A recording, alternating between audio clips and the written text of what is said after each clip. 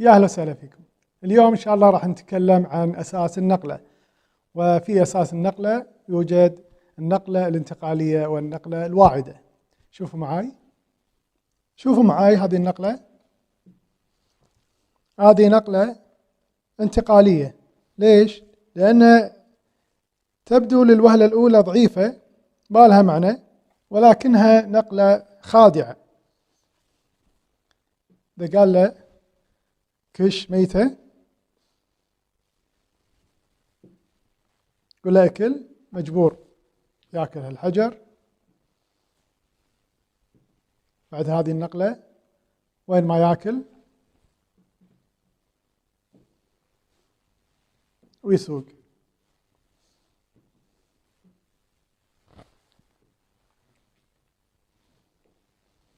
شوفوا معي هذه الوضعية.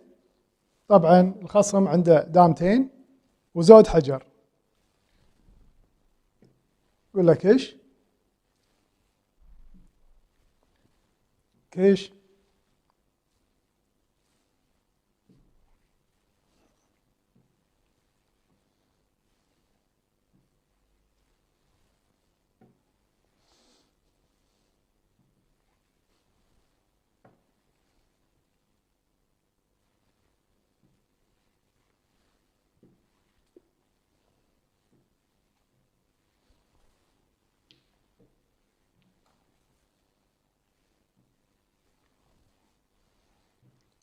يقص الشيخ، ياخذ واحدة اثنتين ويقوم الشوط.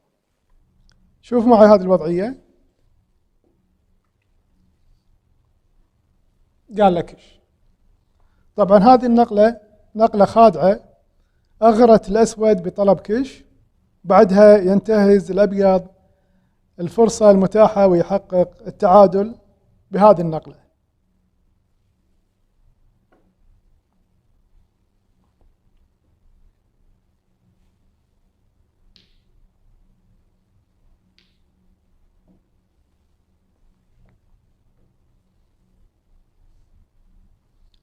شوفوا هذه الوضعية.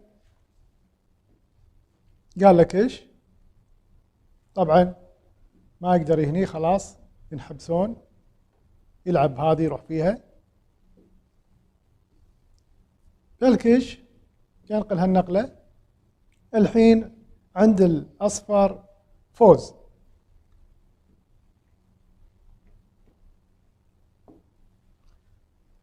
حبس الأحجار. لعبة للأستاذ محمد المرعبي، خسران حجر. أخذ هذه اللعبة وقوم الشوط. يقول له أكل. طبعا إذا أكل هني يأكل قصدامته، ياخذ الحطب.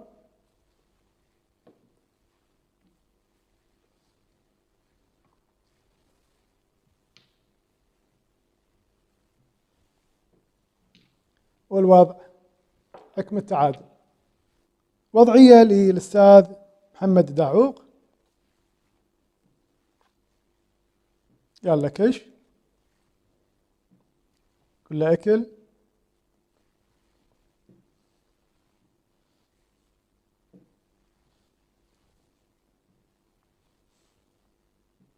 قل له أكل.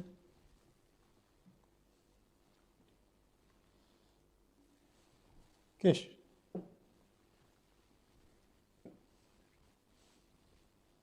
سلم الشيخ.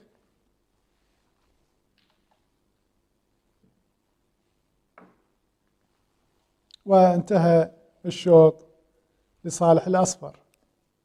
شوفوا معي هذه الوضعية تبين لكم عمق النقلات الانتقالية.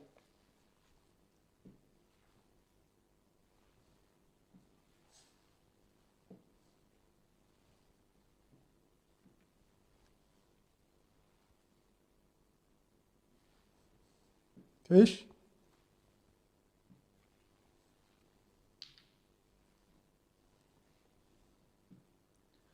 كش.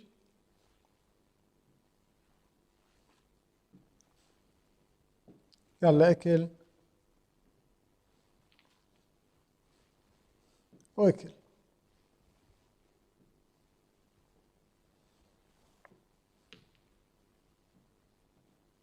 شوفوا معي هذه الوضعية، عند الخصم 4 أحجار وعند الأصفر دامة وحجر.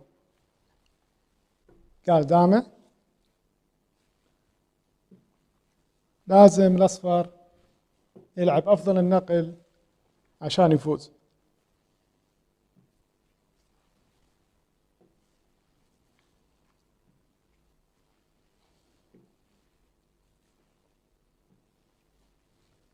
كش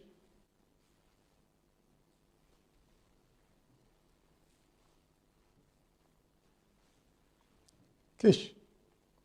في الحالة سكر، لعب هالنقلة، يرجع يكشه، سكر. الحالة لازم يضحي بحجر، وإذا ضحى بحجر يخسر الأسود. الخيار الثاني دامة،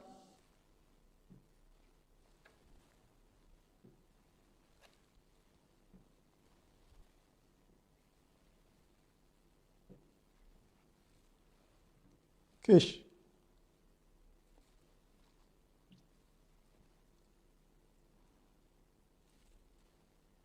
كش،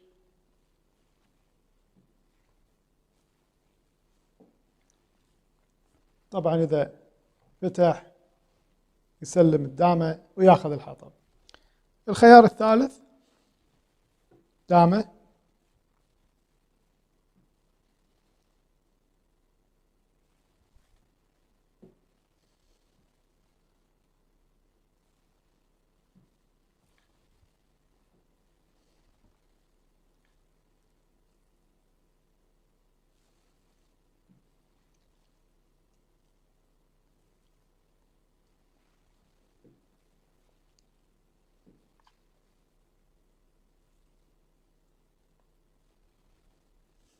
كش،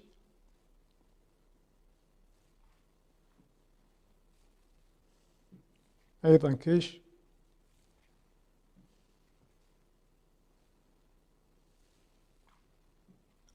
كش، يسوق. صارت نفس الخيار اللي قبله. شوفوا هذه الوضعية للحاج الداعوق، يقول لك كش، يعطيه ثنتين، ياكل بالدامة،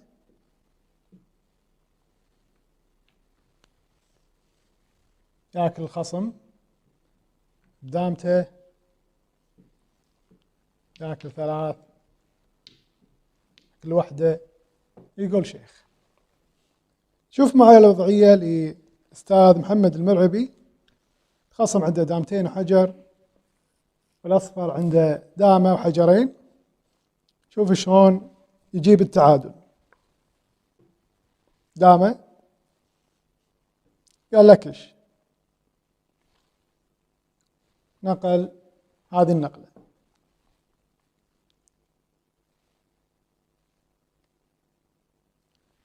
إذا أكل بالدامة ينزل بدامته، ياكل ويحبس الدامة والحجر. الخيار الثاني قال لك ايش، إذا أكل بهالدامة ينقل هالنقلة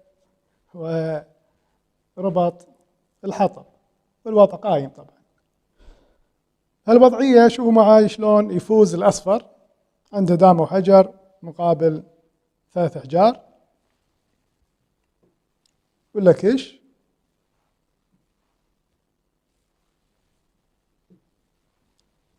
الخيار الأول إذا سكر الوضعية، طبعا الوضعية هذه للأستاذ شادي غليظ،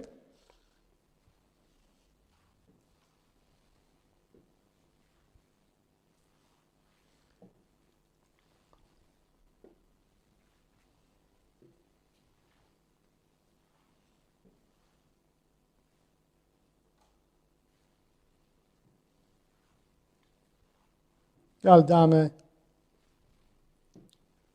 ياخذ الأحجار. الخيار الثاني كش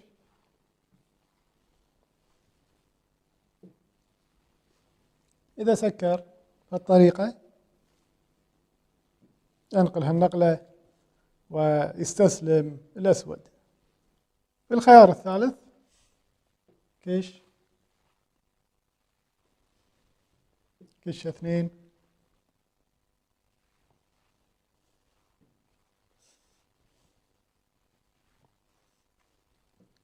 كش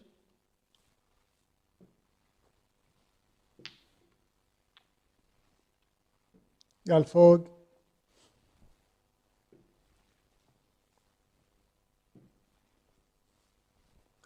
كش بعدها يستسلم الأسود.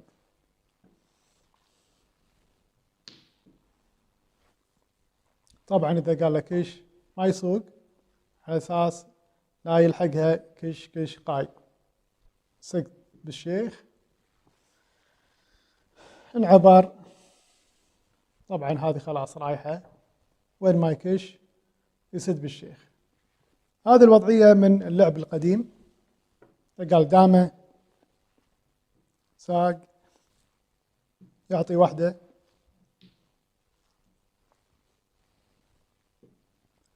2 يقول له كش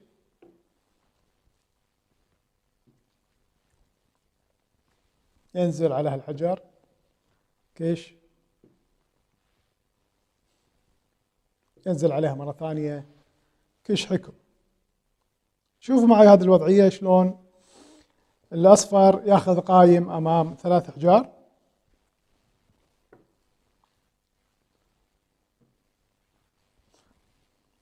ولا كش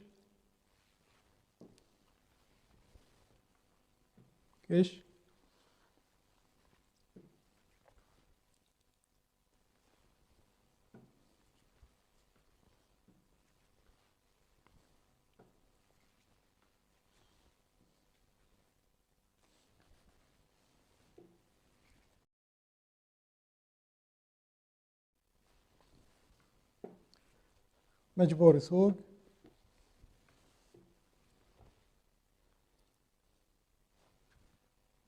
إذا أعطى واحدة وقال دامه يعلق على هالحجر وين ما يسوق وراها كش حكم.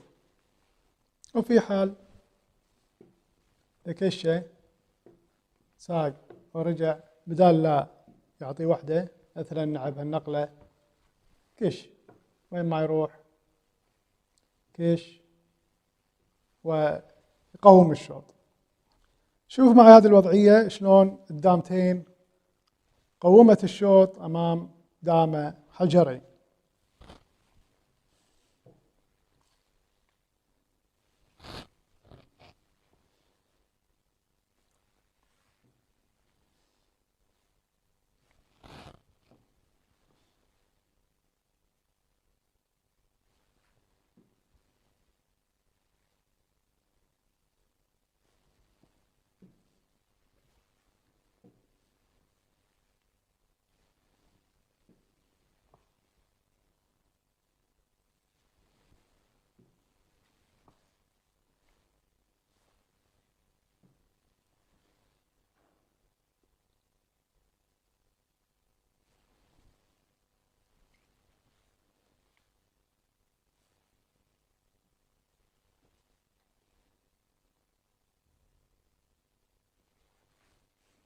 كش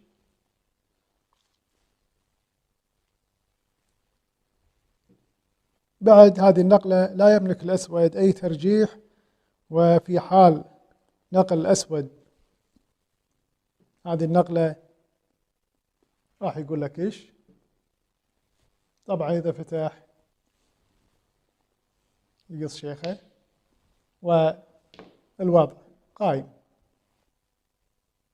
أما إذا كش شيخه راح ينزل والرجاع يرجع. من أمثلة النقلات الانتقالية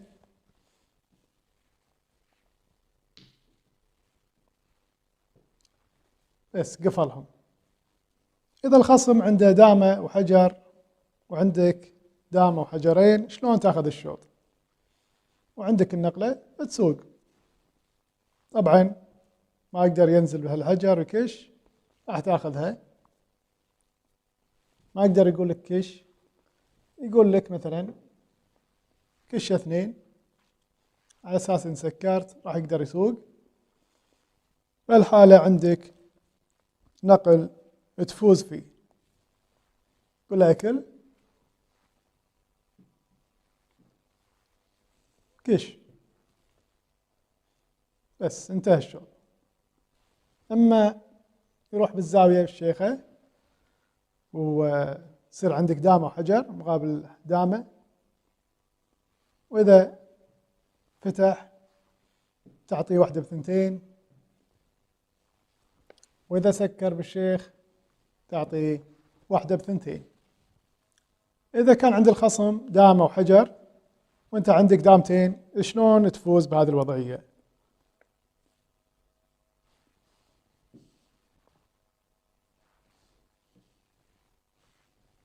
يقول لك إيش؟ إن قال دامة حبست الدامتين. شوف معي هذه الوضعية شلون تنهي الشوط لصالحك.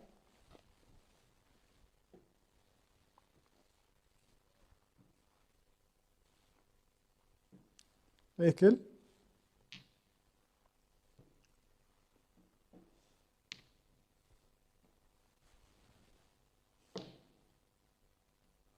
ما عنده أي نقلة.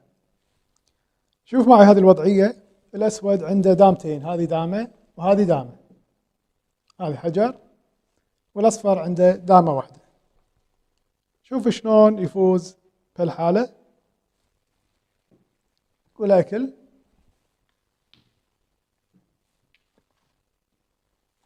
كش. إذا سكر قول أكل، ياكل بدامته، يقول له أكل ويفوز. في حال إذا أكل 2 وقال له كش، إذا نقل هالنقلة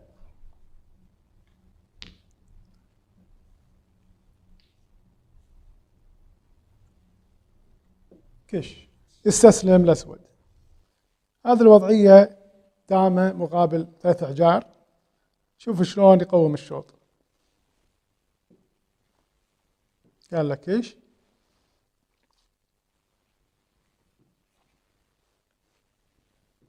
كيش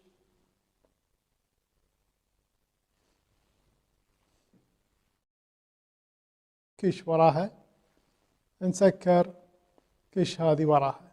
الخيار الثاني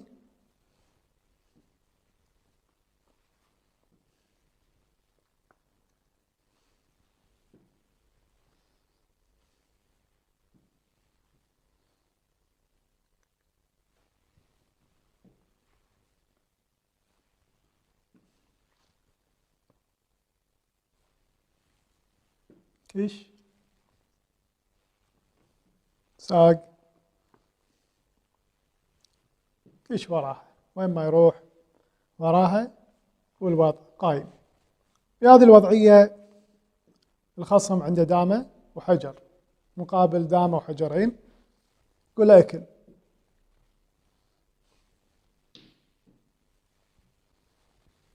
كش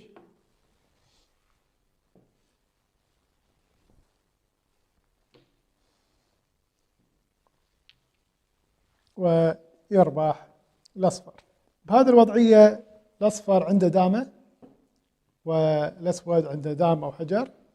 لازم الأصفر الحين يتخلص من هذه العطية على أساس ما يقوم الشوط. ينقل بالدامة، هذه النقلة مجبور يطب هني، بعدها يكش سوق كش ساق. الكش مجبور يسد بالشيخ وياخذ الشوط. وضعية للأستاذ حسن دعموش. الأسود عنده دامة وحجرين، بينما الأصفر عنده 5 أحجار.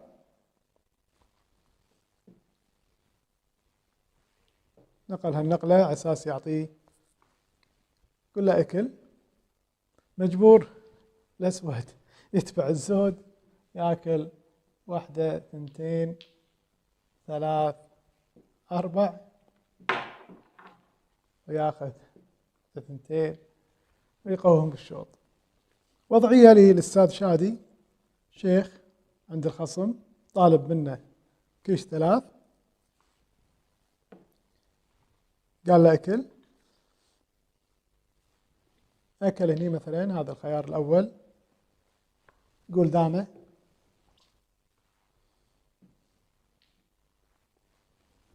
كيش. طبعا أصبح الوضع تعادل. الخيار الثاني،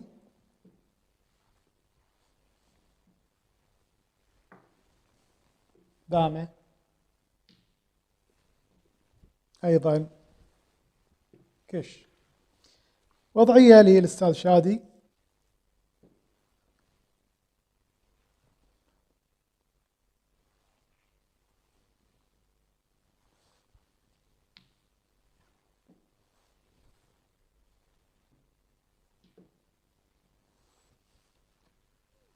كش، سلم الدامة واخذ الشوط. وصلنا معاكم إلى نهاية المقطع، ولكن قبل لا أختم أحب أوجه رسالة شكر وعرفان للأستاذ جاسم العلي، لأنه هو أول واحد استشارته بأن أعمل قناة، وبالعكس يعني فرح بهالفكرة وأشاد فيها وشجعني، يعطيه العافية. وأيضا شكر للأستاذ شادي قليط، وأيضا ساعدني كثير في الدامات وأنواعها وتصنيفاتها. وأيضا أشكر كل من علق وكتب بالتعليقات، خصوصا سيف محمد ومحمود محمود وعبدو 92. الله يعطيكم العافية ويعطي العافية كل من علق بالقناة وكتب كلمات تشجيعية وإيجابية. ولله الحمد، تكلمنا عن كل أبواب الدامة وكل ما يخص بالدامة، ولكن هذا أخيرا وليس آخرا. يعني إن شاء الله في المستقبل راح نضيف على اللي تكلمنا فيه. يعطيكم العافية. وآخر واحد يطلع من القناة يطفي الليت ويسك البابرة. أشوفكم على خير، مع السلامة.